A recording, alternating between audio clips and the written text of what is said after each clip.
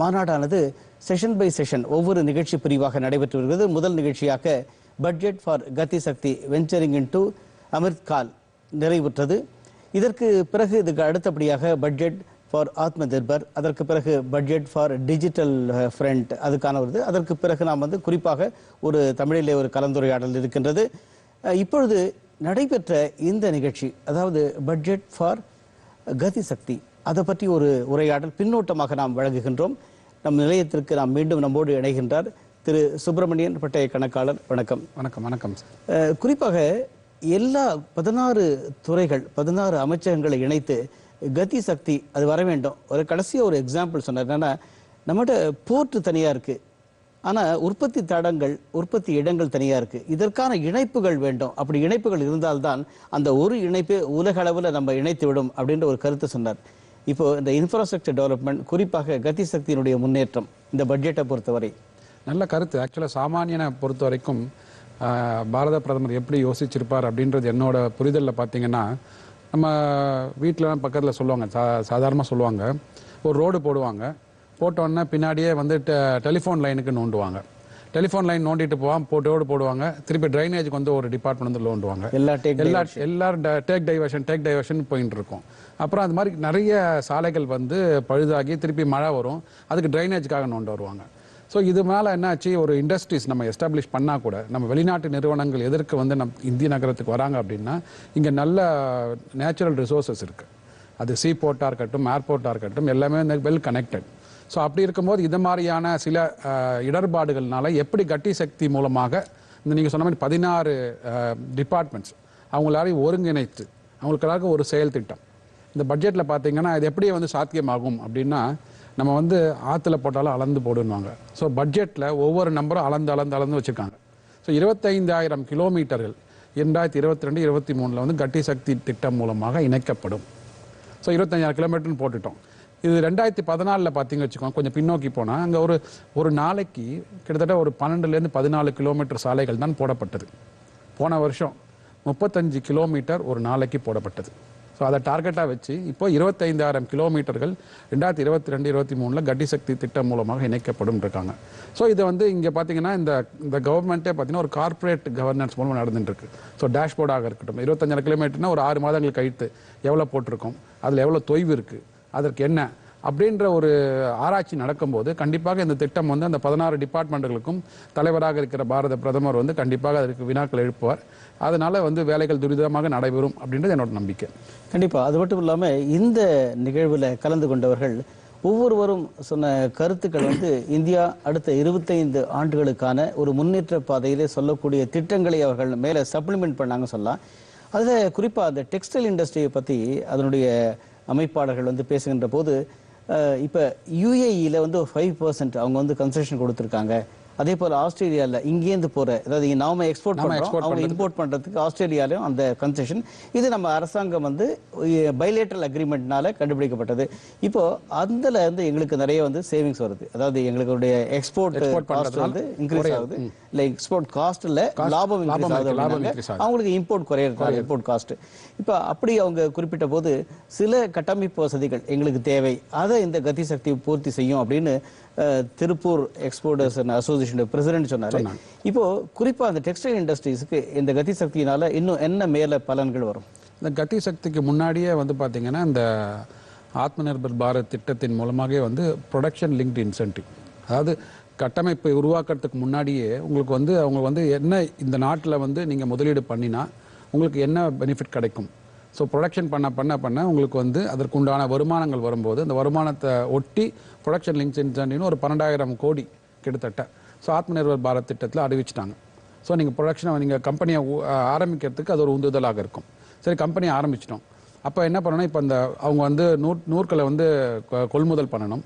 அப்புறம் பண்ணின ஃபேப்ரிக்ஸ், ஷர்ட்டாக இருக்கட்டும், டிஷர்ட்டாக இருக்கட்டும், அதை வெளிநாட்டுக்கு ஏற்றுமதி பண்ணணும். அதற்கு பார்த்தீங்கன்னா இந்த கட்டமைப்பு வேணும்.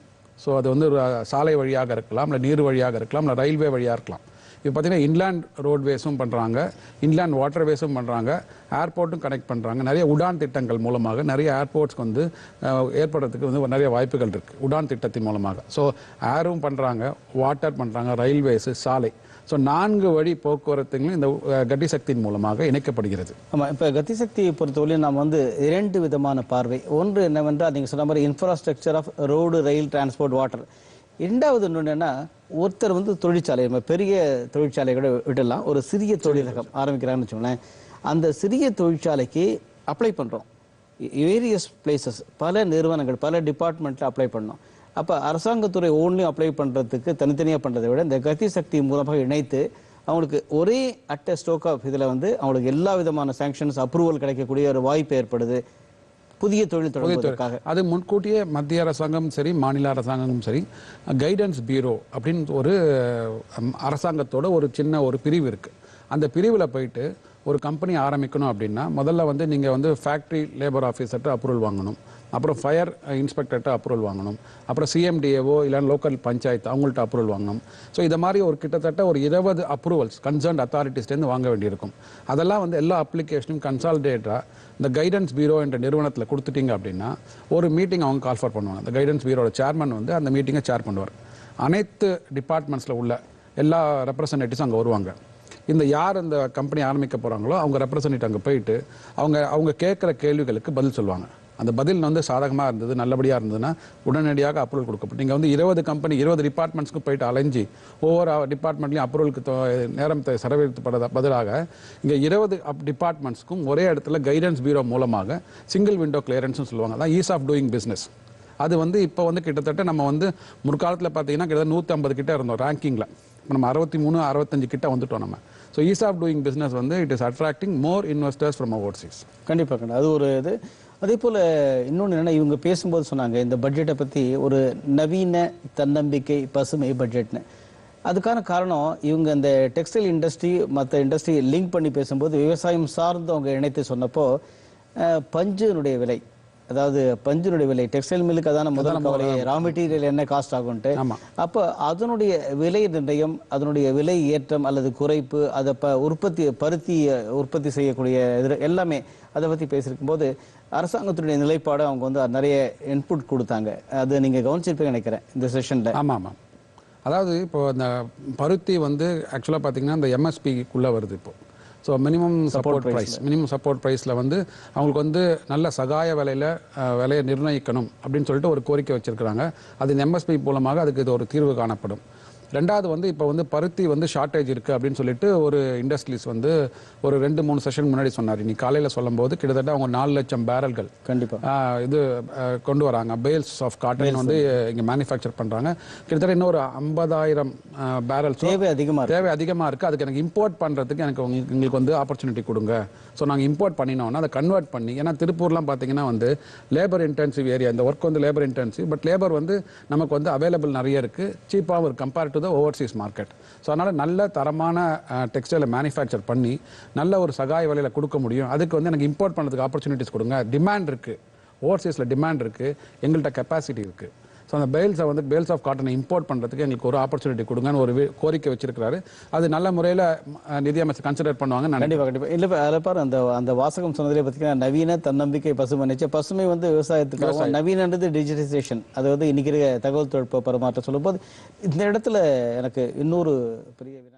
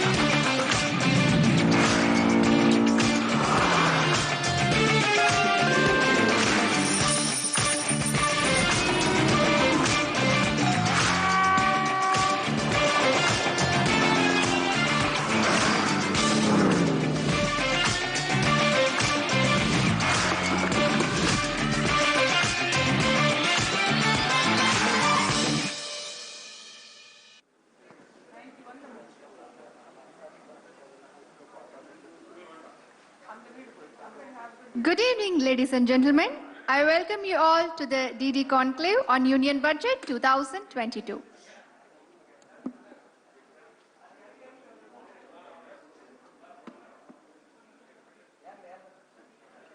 Good evening, ladies and gentlemen. I warmly welcome you all to the DD Conclave on Union Budget 2022.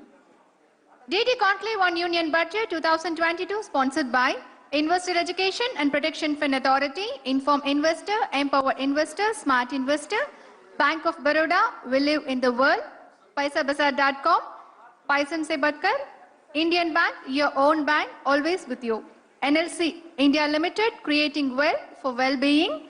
Canara Bank, together we can. Nali Chinnasamy Chetty, Panagal Park, Chennai. Repco Bank, grow with us. Nippon Paint, Asia's real #1 paint. Print media partner, Dinamalar. Venue partner, ITC Grand Chora. I warmly welcome you all to the second session, Budget for New India, towards Atmanirbhar Bharat, social sector and agricultural reforms. சுயசார்பு பாரதத்தை உருவாக்க சமூக வேளாண் துறைகளில் சீர்திருத்தங்கள் தொடர்பான அமர்வுக்கு வருகை தந்திருக்கும் அனைவரையும் வருக வருக என்று வரவேற்கின்றோம். Shri Subendu Ghosh will moderate the session. I welcome Shri Subendu Ghosh onto the stage. Thank you very much, Hema. Good evening once again, ladies and gentlemen. Vanakkam. This is session 2 of Budget for New India, DD Conclave towards Atmanirbhar Bharat, and our focus is going to be social sector and agriculture reforms in the region. Let me quickly warmly welcome our guests who are joining us in the program. Dr. Nandini Azad, President, Working Women Forum, also India Cooperative Network for Women. A warm welcome, ma'am. If you can just put our hands together for the panel of guests who are joining us now. Next, we have with us Sri G. Vishwanathan, Chancellor, Vellore Institute of Technology. Warm welcome to you, sir.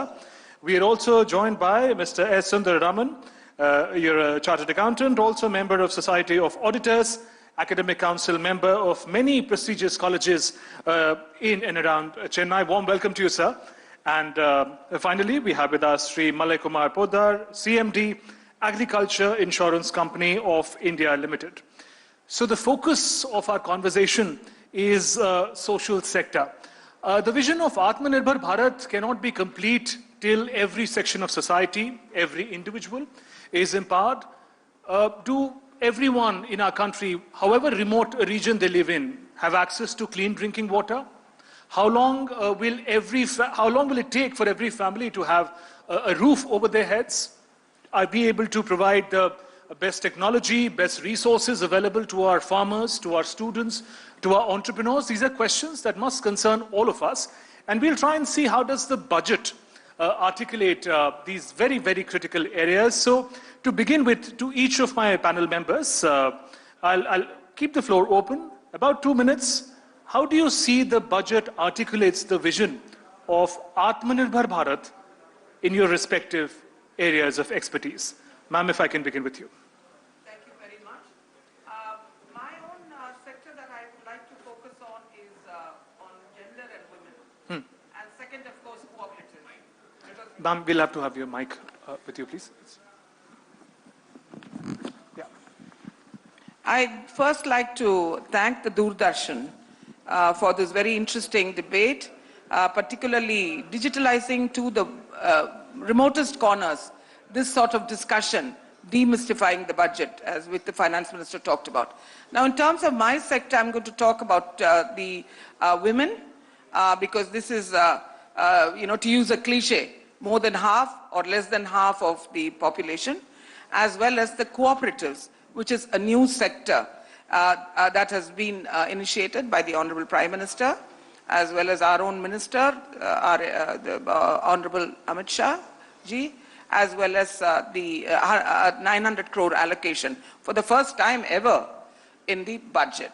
So therefore, I think that these are, the cooperative is very different from the corporate sector. Here, dividends go to each one of the members. It's very different from the corporate where there is a big divide. So I think this is a big step to make the cooperative on a level playing field with the cooperatives, or the corporates. The second issue is on women. As I told the Honorable Finance Minister, in an ordinary circumstance when there is no war and no pandemic, this would be a brilliant budget for women. And this would be both gender specific as well as gender mainstreamed.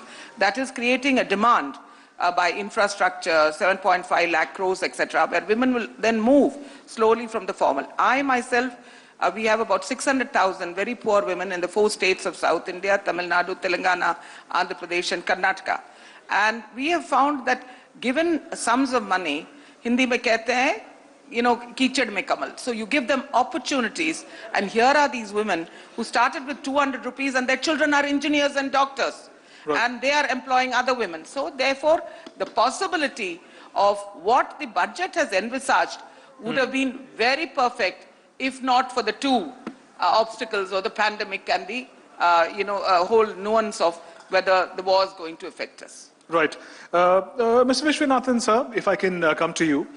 In terms of education, bringing in innovation in education, bringing in the power of digital in education has been a priority of the government, and we see that reflection in the budget as well. Your perspective, sir, what does the budget carry for the education sector, for the young minds of the country? Thank you.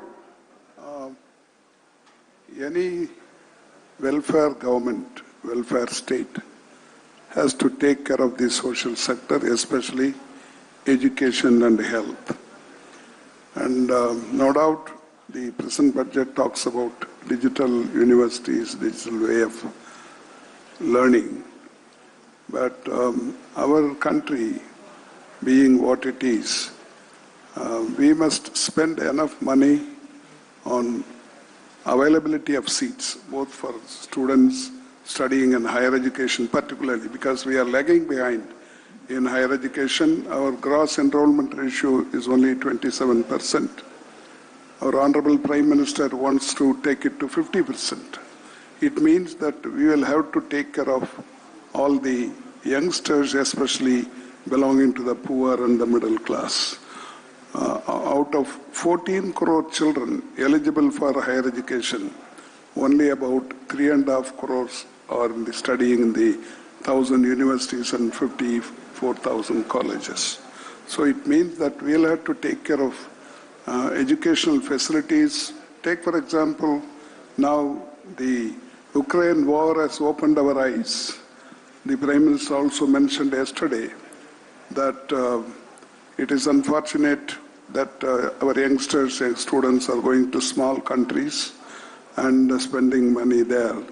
He has requested the private sector to come forward and start more medical colleges, because there's the priority of the country, because availability, affordability and quality, these are the 3 issues. And I would very much like the budget. Of course, it talks about the digital thing. I want more seats to be offered to our students, especially in medicine. We have 16 lakhs of students, aspirants, but available seats are only about 80 or 85,000. So this is my concern, and I would like to talk to you later. Sure. Mr. Sundararaman, if I can come to you. In your reading of the budget, the highlights that you underlined in our conversations, I see your interest also in areas of innovation, in the manner in which drone technology is being adapted in a wide-scale manner in different areas. Your thoughts first on the manner in which Atmanirbhar Bharat is reflected in the budget program. Yeah, definitely. Thank you, Doordarshan, for the opportunity. Generally, my overview on the budget, gone are the days where people used to wait for the month of February to hear the budget, and also the government used to wait for the budget to make all key policy announcements and decisions. Today, the government is so proactive that even the Atmanirbhar package announced during the COVID is almost 60 to 70% size of the total budget itself, almost right. 20 lakh crore. So the government does not need not have to wait till the budget. When and wherever the announcements and policy schemes are required to be announced, they are very proactive. They come back and then just make a press release and then they do an announcement. In fact, I would recall last year, a corporate tax rate changes for new manufacturing companies at the incentive rate of 12.5%. It's not something, a tax rate is something which normally an announcement will come in the form of a budgetary announcement. In a press release by announcing a scheme, the corporate tax rate was announced. So we find that probably that's the reason that people find less importance to the budget, because much of the things are actually taking place every month. And Madam also in her speech was referring that Nani Palkiwala's speech is something everybody will adore to. But because whole year's activity would come as a single announcement in huge documents, and nowadays key changes and tracking are taking place every month, and everything is therefore, budget therefore becomes more an annual performance statement plus macro goals alone. That's clearly been evident in this particular the budget, keeping in view the long-term goals, where and huge allocation towards, Madam was referring also on the infrastructure, which is a need of the hour. Because if you see the economic survey which was released, if you see 10 graphs which has been put on what are all the signals which is being showing that the economy is under recovery, the number of the e-vehicles which has been generated pre-COVID and post, the GST collections more particularly, we are able to see a V-shaped recovery. Sure. So in that particular path, the next important step the government is required to pingin is to maintain that particular growth and also to have that create the sustainability. So that is an important the reasoning which is also given in the economic survey, that it's time that effort should be made to create that sustainability from the recovery path, and government should therefore concentrate on infrastructure allocations, which will create an vicious circle. When you spend money, as that Madam also was referring to, that multiplier effect, by cement, people will be, laborers will be engaged. So the basic principle of one man's expenditure is another man's income, and that income which grows on creates a multiplier effect, which was being targeted. So I find that the budget be more relevant, though despite it is very precise on the announcement and need of the hour, what has been required is being correctly being the addressed to. Right. Mr. Poddar, I'll come to you. Agriculture, we know, is an absolutely crucial sector in a country like ours. And it is also interesting the manner in which the sector, agriculture, could sustain itself during the challenge of the pandemic. One of the only sectors that could perhaps maintain a positive growth. Mr. Poddar, I understand that you're from the insurance background. From your perspective, the manner in which this strength of agriculture that we've seen in this years of the pandemic has been further bolstered by the government in the budget that is given, the manner in which crop insurance, other schemes have empowered farmers going forward. Yeah, I think you are absolutely right.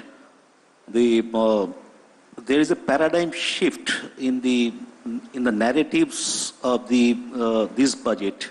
If you look at particularly the agriculture sector, paradigm shift in the sense that there is a understanding developing that India must go back to its own original root, finding out how the agricultural practices were there earlier days, how to what extent it is the use of chemical fertilizers has distorted in the name of agricultural productivity. I think those corrections are being taken now in a very, very sensible manner, and focus is now going to the natural farming. I think that's a valuable point, because not only is it, I think, empowering the farming community, it's also playing a dual role. It's also protecting the environment. I think you refer to the manner in which River Ganga cleaning is aligned with the goals of natural farming. Yes. Yeah, decades of this fertilizer subsidy also little bit distorted the agricultural practices. Farmers, they, in the euphoria of going for more production, more productivity, they used more of this the nitrogen fertilizers, urea and all. So that has damaged the soil structures and all. So those are being looked into, and there are a plethora of projects which are already going on. Some of the projects have been now consolidated, and focus is now going that how we can go back towards this natural farming, NF.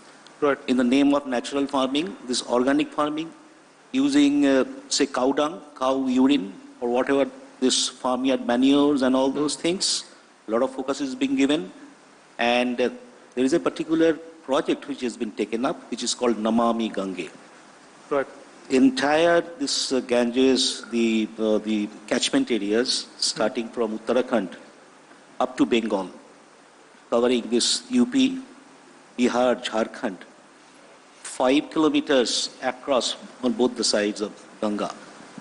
Wherever the pockets are available, agriculture pockets are available, those some 1,25,000 hectares are being mapped actually for this purpose, where this particular natural farming will be encouraged. And the concerned district collectors, they have been sensitized. There is a national executive committee formed, and our honorable prime ministers will be sitting on that from time to time to see that how the progress is taking. So it's an absolutely paradigm shift that has taken, and at the same time, not only that it is a lip service, for that the farmers have to be taught, they have to be trained. A special course at the post-graduation level has started for this organic farming. An university has come up in Gujarat, Organic Agriculture Farming. Right. So those are the things that were not there earlier. So the focus is coming to this. As you said, this will also address the ESG part of it. Environment, social, and these things. When Prime Minister is giving a commitment that by 2070, India probably will be going for a zero-emission country. I think agriculture is one particular area, not only in India, anywhere in the world, it actually contributing to the global warming more than any other industry.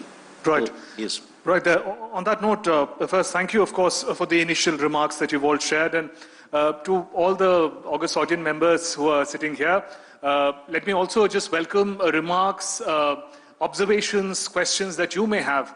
We're talking about Atmanirbhar Bharat, focusing on the social sector, agriculture, education, health, and sectors that come under the larger umbrella of social sector. At any point in time, you can please ask for the mic and be a part of this conversation here. You can put your questions also to the panelists. Last 10-15 minutes, of course, I will turn to you more extensively to get questions. Moving forward, Mr. Vishwanathan, I'd like to come to you, sir. Talking about education, and you head an institution.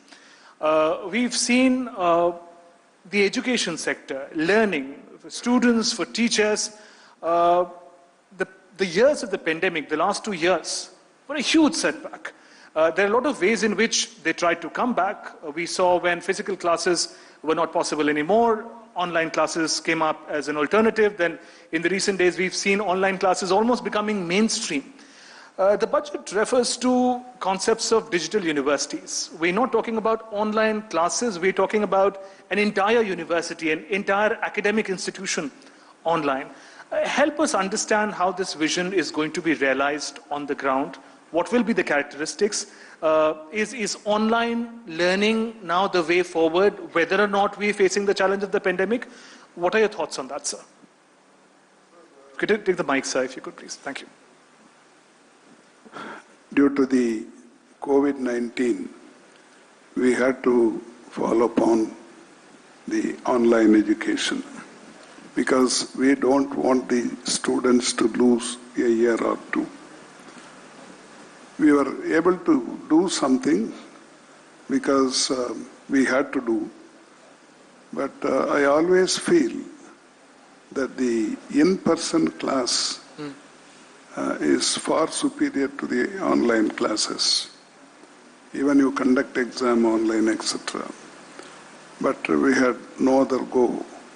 But now all the institutions have been reopened. In fact, VIC is reopened today itself. And most of the government institutions have already opened. We are now going to follow both. It will be both in-person class, and sometimes it will be for first years, it's going to be online. This is how we are trying to fulfill the obligation. I hope in the future it will not happen. I feel that we must do justice to the quality of education. There, I think all of us will have to work hard. Both in education is in the concurrent list. Both the center and the state are responsible for this. And I hope with the cooperation of the private sector, state government and the central government, we should come up in education. That's always my ambition is that India should be one of the destinations for her education. And we are trying to move that side, but still we have not yet succeeded. We must be able to attract students from many countries to India. That's my aim and objective.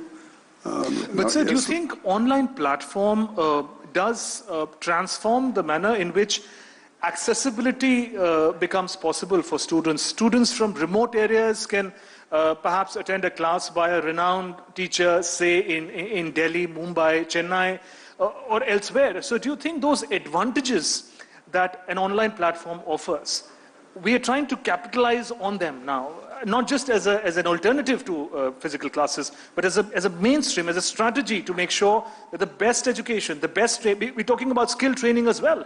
So the best of that reaches every student in a more democratic manner across the country.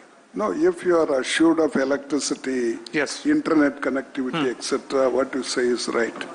But it is not true of all the places. Okay. For example, when we closed the institution last year in March, the students from Ethiopia, we have more than 100 students studying from Ethiopia, they refused to go.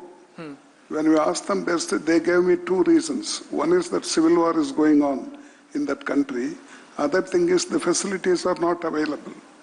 In the rural areas especially, they may not get all the facilities to attend the classes, so we retain them in the hostel itself. That problem is there even within the country at the remote areas. That will take some time to solve this, but that should not deter us from going ahead. Right. We should go ahead and help the students. Right. And ahead in the conversation, sir, we'll also try to find out is one class, one television channel a solution to the issue that you're raising? Dr. Nandini Azad, ma'am, if I can come to you. I don't want to succumb to a cliche, but often when we talk about women in villages, the concept of getting drinking water or usable water, the image that we often see is women of the family traveling long distances to sort of get water for the entire family, and that becomes an important part of the chore.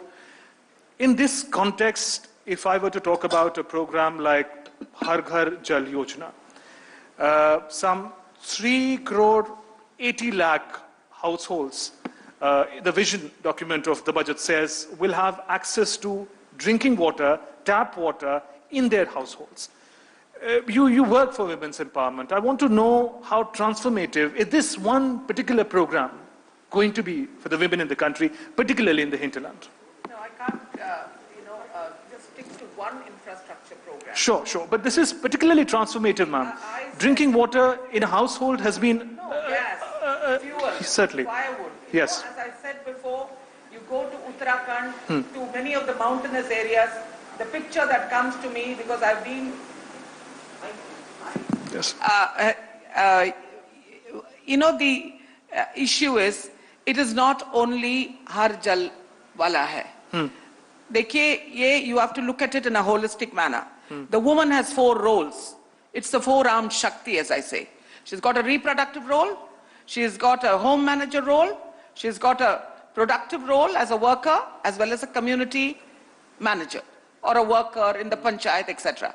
So given that, what does this budget do for her on a holistic basis? You've got specific schemes in the Ministry of Women and Child. There's been a 3% increase.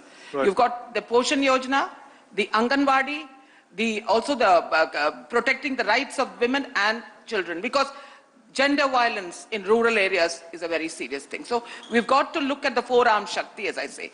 Now, what you have said, we have to look at the affordable housing. We have to look at the electricity, we have to look at the gas connections, because, as I say, when I picturize a woman, not maybe in Tamil Nadu that often, except in the aspirational districts, I look at Uttarakhand, I look at the mountainous areas, where a woman is walking, as I said to the Honorable Finance Minister, with a milk can on one side, a burden of the firewood at the back, and carrying water. So therefore, most of the women's time and tasks are spent in managing and maintaining the household of the poor households. How then is this budget going to empower women to be more productive? Because I believe, I've told the Niti Aayog several times, you're talking about immunity during health, during the pandemic, you can't give her 300 rupees to get a wage and she's going to stand in your vaccination line? No. So therefore, we cannot look at a woman as a, a specific, gender-specific input. You've got to look at her in terms of all the infrastructure, what the build-up is going to be, financial inclusion, how the SHG movement is going to empower her, how the infrastructure movement is going to help her with the 100-day wages, with all the 7 engines. You've got to look at her, that her productive role should be enhanced. There's food on the table, that then her immunity is built. I've told the Niti Aayog, they've taken me very seriously. They're asking us to do a research in the 10 aspirational districts of South India, because they are saying livelihood is connected to water, to electricity, to then, affordable housing and gas connection. Sure, that the point absolutely taken about looking at the whole issue about women's empowerment in a holistic manner. But this is the first time. Certainly. This is the first time that, as we are theoretical gender specialists also. So like you have a theory of urban infrastructure, etc. Gender, you've got gender-specific budgets, you're targeting the ministry. You've got gender mainstreaming, you're looking at mainstream. So therefore, if the war is not looming, if the pandemic was not there, it would be a perfect gender budget. Right. I want to add one more point. In fact, you mentioned about the various roles that women play in the society, the social role. You mentioned self-help groups also. Anganwadis have also been empowered, and we've learned about Saksham Anganwadis, more skill training. Poshan Abhiyan, of course. Is so important to build immunity. How significant, how transformative would that be in sort of the cascading effect when you empower the women worker, the women self-help group worker? How does that empowerment then cascade down to the society where she's operating and working? See, my own work, the Working Women's Forum and the Indian Cooperative Network for Women, we are the founders of this SHG movement. Our founder was the person who pioneered the SHG movement in 1981. So we know what it is. We don't call it an SHG, but a credit group. The credit group becomes so powerful. Not only is it saving, not only it's loaning, it's creating empowerment. It talks to prime ministers. They give petitions. They have become empowered. It's an all-round vehicle where a poor woman doesn't want to take risk. In this group, she becomes empowered. She learns leadership. She learns capacity. Therefore, financially empowered, economically empowered, she can talk to the panchayat. She's becoming a member of the panchayat. When I was in government in 1987, we did the National Perspective Plan. We were the architects of the 33% reservation for women in panchayats. So a self-help group is not an individual group of just giving money, taking money, bettered money lenders. No. We are people who are units at the privatized units at the local level who are joining the economic mainstream. Many of them are moving towards the formal sector. Many of them are panchayats, MLAs, MPs, because political empowerment is the last thing that we want. This is what we want for women. So therefore, the small self-help group, which our founder started in 1981, has become a byword everywhere. We have 600,000 women. You can imagine the power. When there's no road, when there's no water, where there's no teacher in the school, these women are generating. So let's not think of it as only economic entities. They are also self-care units today. Certainly. You need nurses and hospitals. These don't. When we talk about social sector, of course, that's welfare. Right. You have to build that. You can't expect the government to do everything. It's not just economy. Fair enough. My point taken. Sundaraman, if I can come to you, let's take it a little forward. And the manner in which the idea of innovation is being used in budget as a means to take welfare measures to different stakeholders of society. In fact, if I can inform our audience members, and if you're familiar with it, on Doordarshan, DD News, DD India, we had this special program for startup champions, wherein we brought stories of successful startups who've been recognized by the government. And many of those startups are doing transformative work in social sector, in health sector. They're really bringing a lot of solutions to farmers in the country. Something as crucial as manual scavenging, the ways to end it, they are making those transformations possible. Sundaraman, with your interest in innovation and technology, how well is the budget, how well is the government being able to empower these innovators, these startups, so that they can actually make a difference in the society. From that perspective, how is your reading of the budget and the working of the government? Yeah, so the government's focus on incentivizing the startup is, we can feel that in the last 3 years itself on a very focused manner. And more particularly on this particular the budget, we are able to find some allocation towards promoting technologies, more particularly into even agricultural, for example, promotion of the drone technologies. Because fundamentally we feel that drones are something which are very useful only for militaries and armies, and etc. Right. So gone are the days where we are able to promote a startup company technology, which is almost 200 companies registered in the startup technology under the drone manufacturing itself.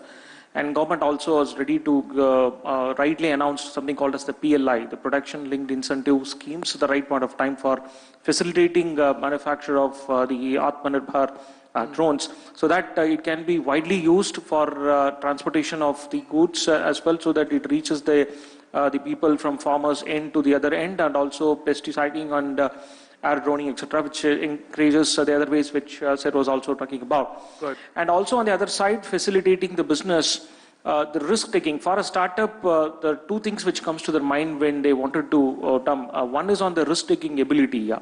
I start, what in case I fail? So that was there always in the mind, and I find that the introduction of the IBC, what they call the Insolvency and the Bankruptcy Code, is probably to an extent, because insolvency laws generally any person views it from a negative perspective. It is to be noted that Henry Ford has become insolvent 4 times before the 5th time become successful. So there should be a regulatory framework in the government which backs the entrepreneur, risk-taking ability to be incentivized whenever he fails. We need to know that it is not a financial failure, rather not a business failure, it could just be a financial failure. So therefore, you need a very strong regulatory framework in the country which backs the entrepreneur. When he takes risk and he fails, you need to go and then give him one more opportunity of coming back and then re-engineering the business. Today, the resolution process, etc., which works in that particular segment, should also be taken into account. And secondly, on the taxation and other the benefits, which of course are being very widely being introduced, even in the budget. The startups which are specializing in the innovative segments, identified some 10 sectors. The project has to be cleared by the DPIIT, the Department of Promotion of Industries and Trade. Once they clear the project, you are being given a tax exemption completely. And also, in this particular budget, they've extended that particular scheme for another year till 2023. Yeah. And lastly, on the funding part, for many the entrepreneurs who have an innovation, they are lacking a seed funding. Because today, if I go to a bank, they generally insist for margin money. If I take a project for 10 crores, they say that no, we fund 75%, and then the rest of the 25% should come from you. So therefore, what they lack is on the seed initial funding, which that has also been, there's a separate scheme which they have launched called as the Startup Seed Funding Scheme, which I find, apart from many these schemes, this is being something very brilliant. And on a very particular risk evaluated basis, these seed funding has also been given to the startups who has a good innovation, and then they wanted to have a kickstart. So you just have an innovation, a brilliant idea, and then you find that there's a complete success of that particular business model, where the seed funding has been given by this particular authority, and the rest of the funds will be able to mobilize from the bank. And that is also being backed up with a lot of incubation cells, which probably Vishwanathan sir would also be able to back up. Many of the educational institutions, they themselves have an entrepreneurial cell and then incubation cells. And I find recently the legal introduction to the startup is being happening at the particular college education itself.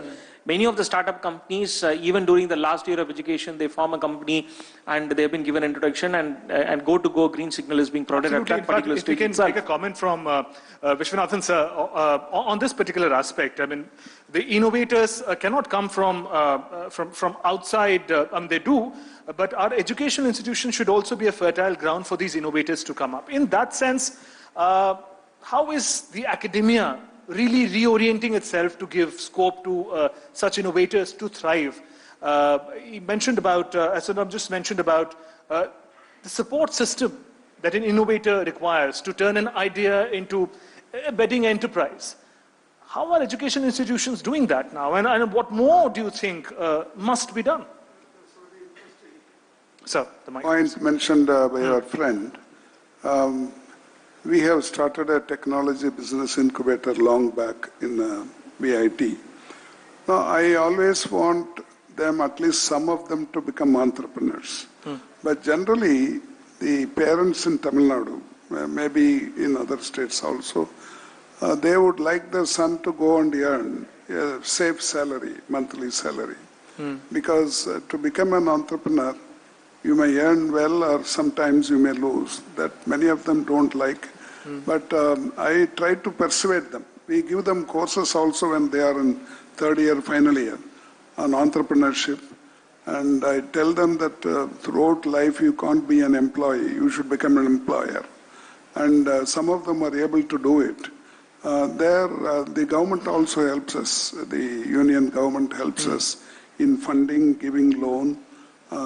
These things we are able to. So far, about 40 of them have gone out and started their own. It's a good thing that the center takes interest in this, and we get funding also. I hope many of the institutions should start this, which will be beneficial to the youngsters, which will be good for the country also, because ultimately, the Prime Minister says we should make in India, because now we are importing many things. And it is time now that one by one we stop the imports and manufacture ourselves. That's the ultimate aim. That's the self-reliance which the Prime Minister and the Government of India talks. That's true. I think And startups it should be in that sense represent the idea of Atmanirbharta, self-reliance like nobody else. Mr. Poddar, I'll come to you. In the conversation on innovation, on startups, we just heard the mention of drones as well, in the innovative ways in which drones are used. In fact, we all know a few days ago, Prime Minister Narendra Modi, in fact, pushed for more innovative use of drones. Traditionally, we see drones being used in photography, in defense needs, but extensive use in agriculture, in spraying of insecticides, in mapping of the land area, which are extremely important and core functions that farmers have to take care of. And when something like a drone is able to do it in a more efficient manner, we can imagine how transformative it must be for the entire sector.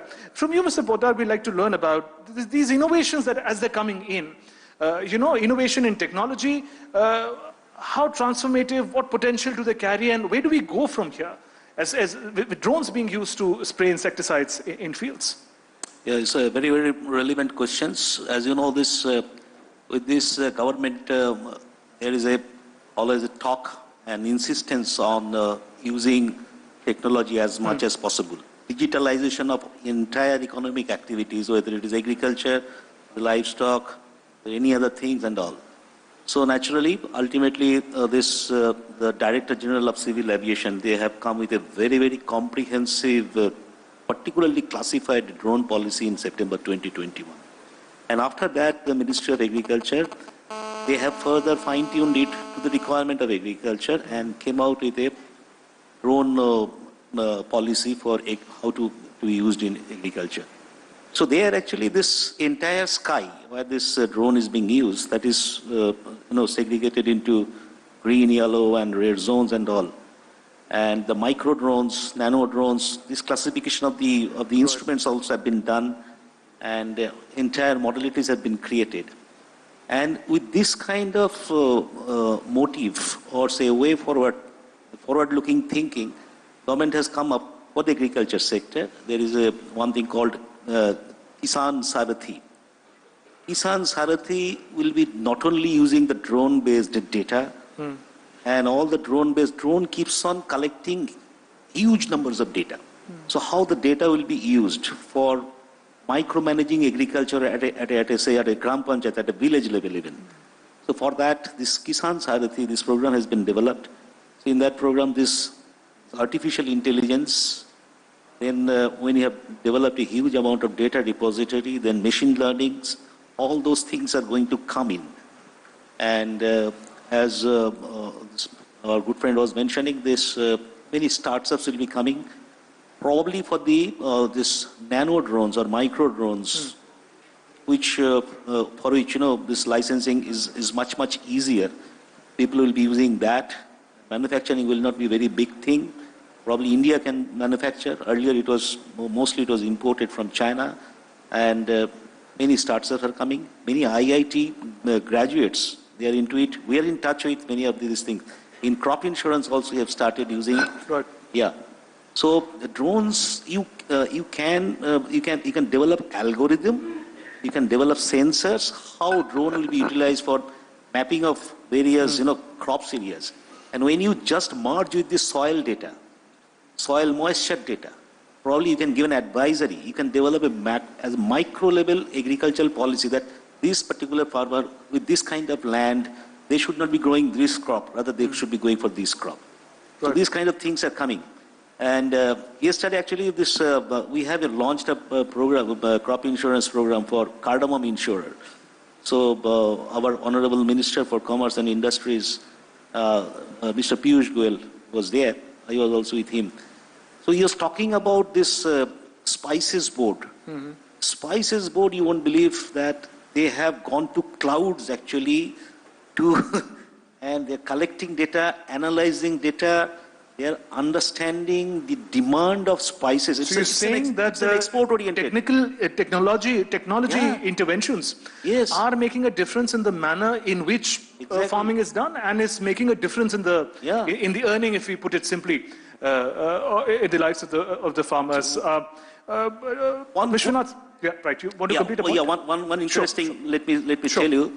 During this pandemic, of course, we all know that particularly one sector which has shown some green shoot is that agriculture sector.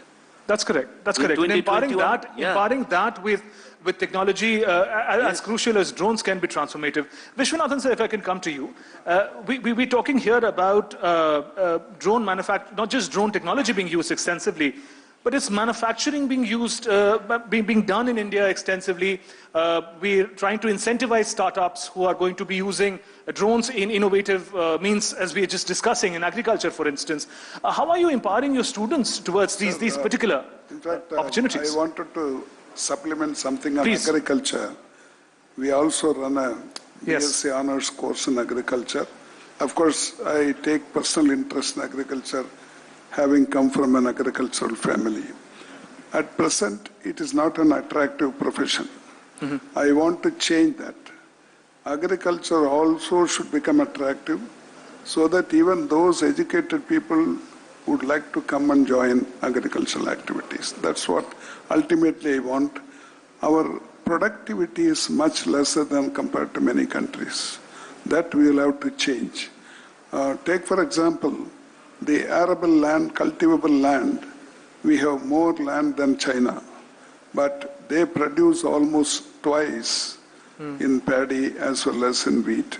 That we must study, and how we must be able to also compete.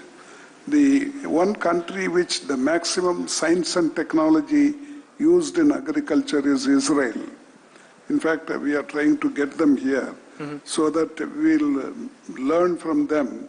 And I want to make it the whole district as a model so that it can be replicated in other districts of the country. We are not using much science and technology in agriculture. That is a must.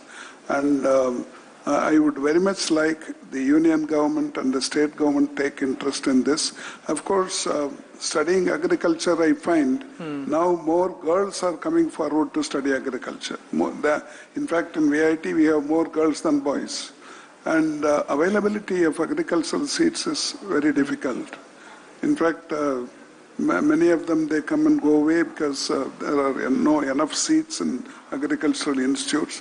These are the things we want to solve, and ultimately, I want even the educated people who would like to come and settle down in agricultural farms. And perhaps the opportunities that are coming up in terms of drones and other technologies is going to make it more attractive for new generation of farmers, of students to perhaps be attracted to this field. Dr. Azad, if I can come to you, ma'am. Yes, please. Ma'am, your mic, please, if you could. Use the mic, ma'am, if you could. The mic, please. During the pandemic, there was a big issue of, because we are in the business of loaning. These are barefoot bankers. Yes. So they're working in nearly 6,000 villages and slums from our institution. So we found that digital financial literacy was very important for very poor women who just use the mobile. Now they can use apps, they know the RuPay, they know the Google Pay, they are paying out of that. Now this is going to revolutionize, because they can use it for other things also. These are illiterate women. So this is one issue I'd like to raise. The second thing on the issue of cooperatives. It is a very revolutionary thing that we have now a Ministry of Cooperatives. We have 900 crores only, but they have huge budgets for digitalization of cooperatives. Now that is very important for transparency, for accountability. There's been a big issue. The Honorable Minister raised the issue in terms of regulation of giving licenses to banks for cooperatives. So there are those issues. But I think some of the things that the union budget has done is the reduction of the minimum alternate tax on co-op societies from 18.5 to 15. Also reduction of surcharge on co-op from 12 to 7%. These things are making us more viable, particularly the ones between 1 to 10 crores. Or, cooperatives like us and women who are members will have more opportunities. There are also an umbrella scheme where the Honorable Cooperative Minister has envisioned that every village will have a primary co-op by 24. Now this is completely a dynamic, visionary sort of scheme where cooperatives are being taken to the grassroots so that, these become vehicles of transformation and change. Right. Once again, let me just quickly remind all our audience members present here. Should you have an observation, point that you'd like to raise, question to the panel, if you could please. So we have one question that we have coming from here. Yeah. If you can just have the mic passed to gentleman here.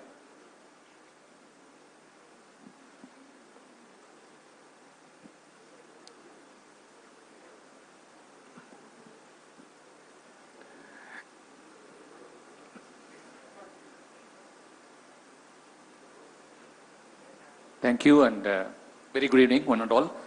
I have a question to Mr. Malay Kumar Buttar.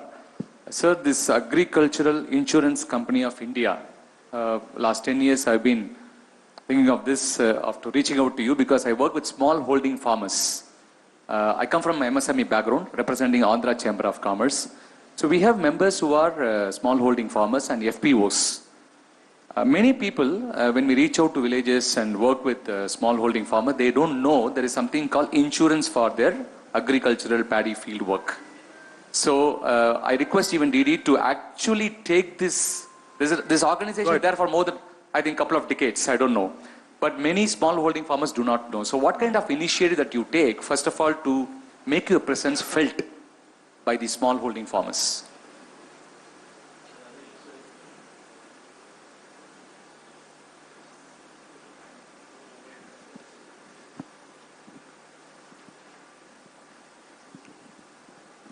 Thank you.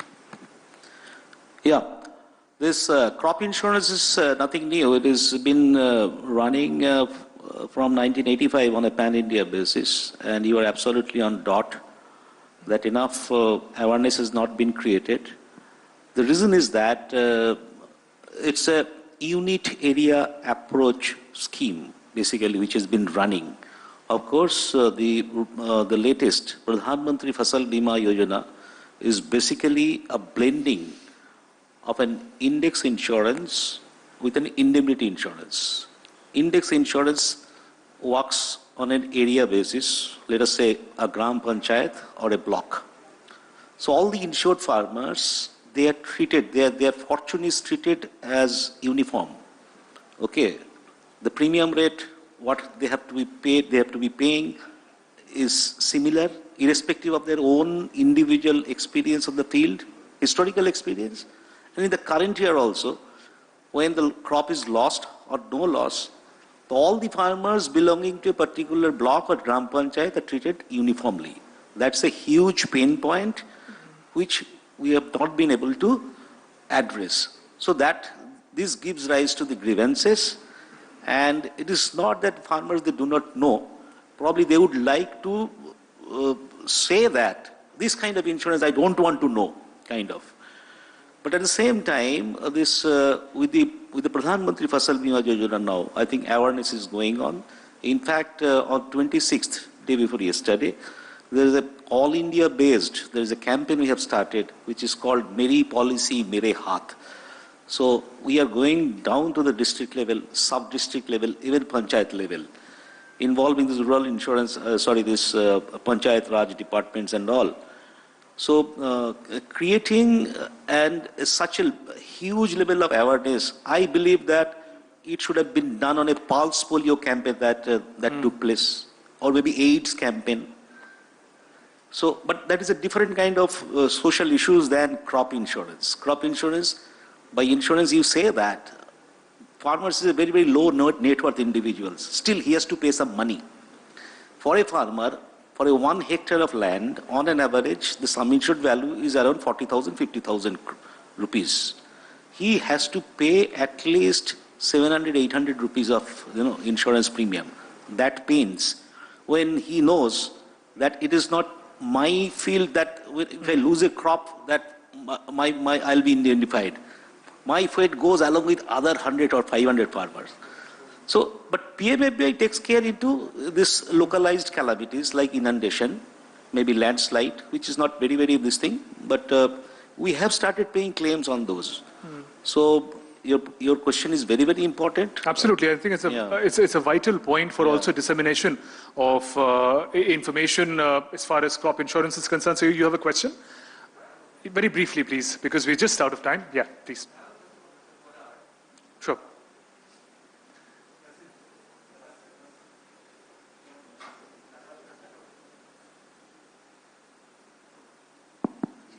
Mr. Podar, as you said, the crop insurance is being done on a block-wise basis.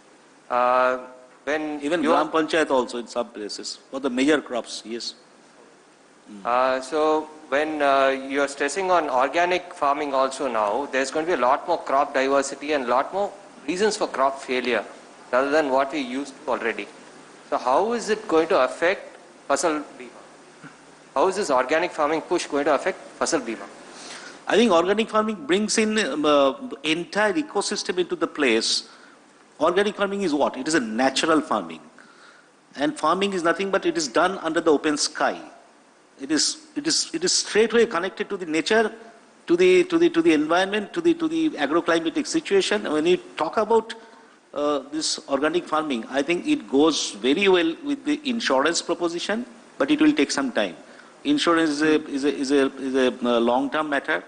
It takes into account the past loss histories. Okay. Organic farming, just if it is picking up right now, it's not that it has started picking up for quite some time. But when you go to a pan-India basis or a large scale, probably it will take some time actually. Right. But I'm glad that although we had limited time, but we could touch upon this very important theme of crop insurance as well. As we move towards, we've almost come to the close of this session. I'll quickly thank our panelists who joined us in the program. Mr. Podar, of course, thank you very much for joining us. Mr. Sundaraman, thank you for your insights. Vishwanathan, sir, thank you very much for your insights and all the best wishes to your students who have a visionary leader in you. And Dr. Nandini Azad, thank you for so passionately speaking about the issues that you believe in. And thank you very much to all the members of the audience who participated in this particular session, Budget for New India towards Atmanirbhar Bharat. Of course, DD Conclave will continue as we cover different themes related to the budget. Next, the focus is going to be the manner in which Digital India is getting empowered. Thanks very much for participating in this session. I'll turn to my colleague, Hima now. Thank you. I thank all the panelists who participated in this session. Now it's time for felicitation. I would like to call Shri Mayank Agarwal, Director General, Doordarshan, to felicitate the panelists.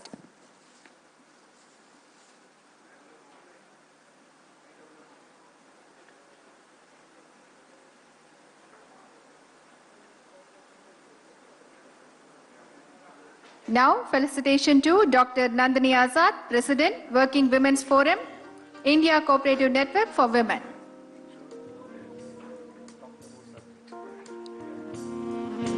Shall we put our hands together for the panel of guests who are getting felicitated now? Engaging conversation. A lot of interesting insights that I hope we will all take home and ponder over in the program ahead. Felicitation to Sri G. Viswanathan, Chancellor, VIT.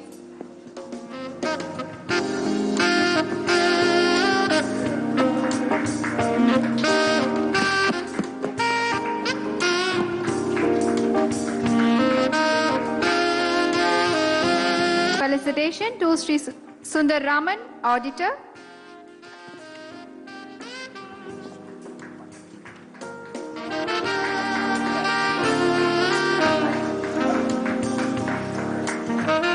Felicitation to Sri Malay Kumar Pada, CM, Agriculture Insurance Company of India.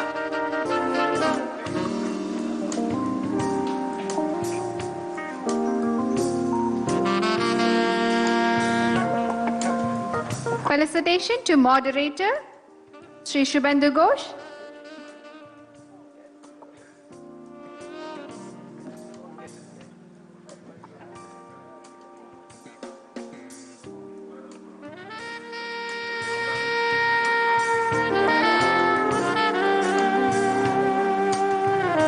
Felicitation to Moderator Sri Shubhendu Ghosh.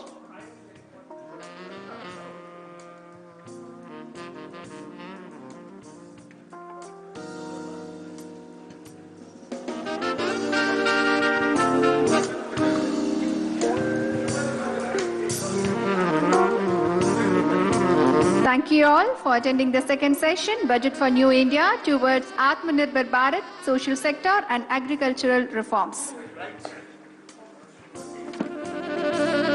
And I would like to thank our sponsors, Investor Education and Protection Fund Authority, Inform Investor, Empowered Investor, Smart Investor, Bank of Baroda, We Live in the World, PaisaBazaar.com, Paisa Se Badgar, Indian Bank, your own bank, always with you, NLC India Limited, Creating Wealth for Well-being, Canara Bank, Together We Can, Nali Chinnasamy Chetty, Panagal Park, Chennai, Repco Bank, Grow With Us, Nippon Paint, Asia's real #1 paint, print media partner, Dinamalar.